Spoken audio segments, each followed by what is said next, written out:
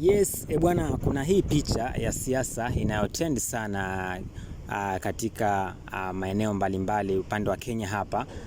Picha hii ina trend sana. Ni picha ambayo ilipigwa na kameramani, alikuwa makini zaidi. Baadhi ya watu wamekuwa wakimtafuta huyu kameramani ili waweze kumpatia zawadi, sababu amefanya jambo ambalo ni zuri sana. Watu wengi hawakufikiria jambo kama hili. Ameweza kupiga picha moja safi. Sasa hii picha ilipigwa jana maeneo ya Malindi kule.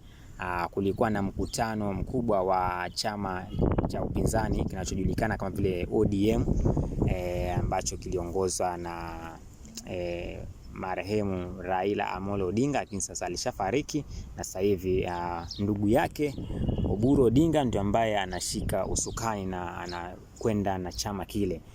Wapo wengi wanasiasa walikuwa wengi pale, na walikuwa wanaongea agenda yao, sababu unajua sasa hivi uchaguzi mkuu unakaribia. 2027 inapofika mwezi wa 8 pale, basi uchaguzi mkuu utakuwa unafanyika nchini Kenya hapa.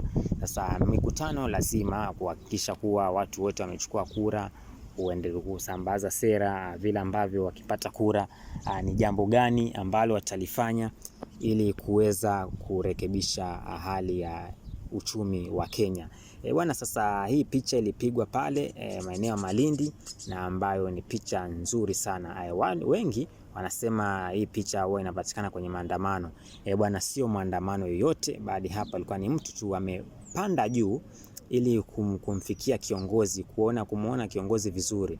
Unajua mkiwa wengi, kiongozi kumuona huwa ni vigumu sana. Ndio maana unaona mpaka Zakayo akapanda mkuyu ili aweze kumuona Yesu. Bwana, zidi kusubscribe na zidi kukuletea habari nyinginezo.